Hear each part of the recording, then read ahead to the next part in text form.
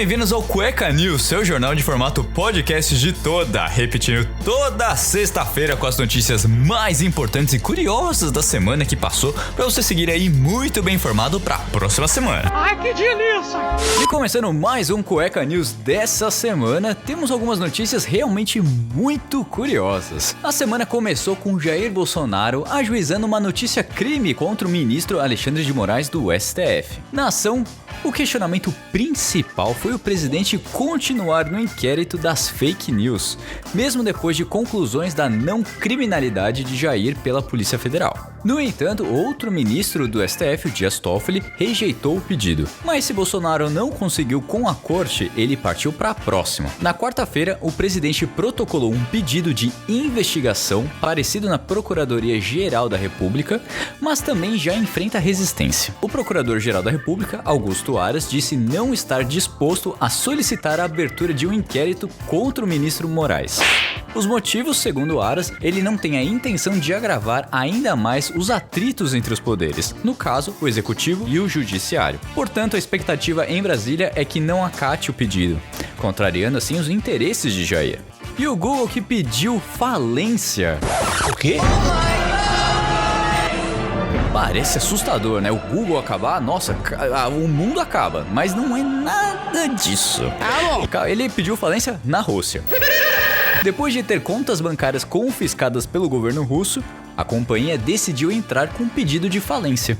O contexto começa bem antes da guerra. Em dezembro, a Rússia multou o Google em mais de 500 milhões de reais por não remover o conteúdo que considerava ilegal. Nesse ano, com a guerra, a relação se estremeceu ainda mais por conta da suspensão da venda de anúncios, apesar dos serviços gratuitos continuarem disponíveis. Com o confisco de Moscou, o funcionamento do escritório russo ficou insustentável. Afinal, não dá para pagar funcionários, aluguéis e fornecedores. Com as contas bloqueadas, não se faz muita coisa. O impacto em 2021, a filial russa informou ganhar 134,3 bilhões de rublos, cerca de 2,86 bilhões de reais. E os OVNIs viraram assunto no Congresso americano. Seria o MIB da vida real? Talvez. Pela primeira vez em mais de 50 anos, o Congresso dos Estados Unidos realizou uma audiência pública sobre os objetos voadores não identificados, os famosos OVNIs. O líder do comitê responsável abriu a sessão afirmando que fenômenos aéreos não identificados são uma ameaça em potencial à segurança nacional.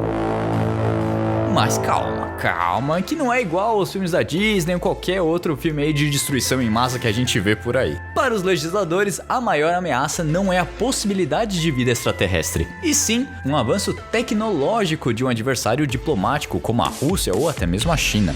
Para os agentes de inteligência, a falta de análise desses fenômenos permitiria que esses países invadissem o espaço aéreo americano e passassem desapercebidos.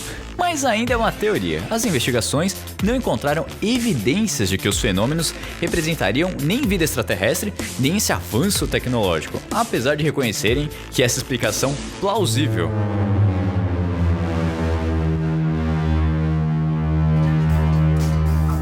E chegamos na primeira grande privatização de Bolsonaro, a Eletrobras. Foi aprovado pelo Tribunal de Contas da União, na quarta-feira, o processo de privatização da Eletrobras, a estatal de energia brasileira. Praticamente, essa era a última etapa da análise e agora só faltam alguns trâmites burocráticos para que a oferta de ações vá ao mercado. O modelo escolhido foi a capitalização. Basicamente, serão ofertadas novas ações na bolsa, fazendo com que a União deixe de ser acionista controladora. Hoje a União tem cerca de 60% da capital elétrica. Feito o processo de participação, não passará de 45%.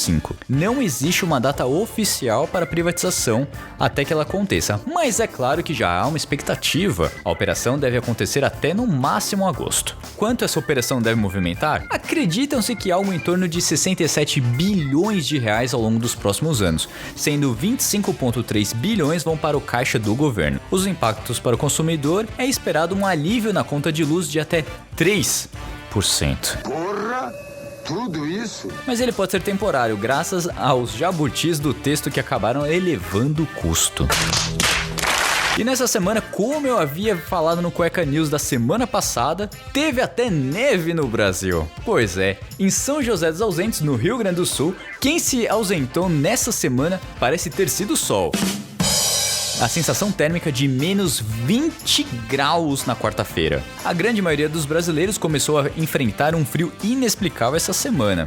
E a notícia que pegou muita gente desprevenido foi que ninguém sabe se nasceu na semana passada, ou se nasceu ontem, ou se nasceu anteontem, ninguém sabe, mas dizem que o filho da Rihanna nasceu. E aí, será que nasceu ou não nasceu? Tá todo mundo querendo saber. E esse foi o Cueca News, espero que você tenha gostado, se divertido, entendido como está o mundo nos dias atuais e trazer um pouquinho de conhecimento pro seu final de semana. Lembrando que toda sexta-feira o Cueca News está disponível em todas as plataformas de podcasts. Vejo vocês na semana que vem.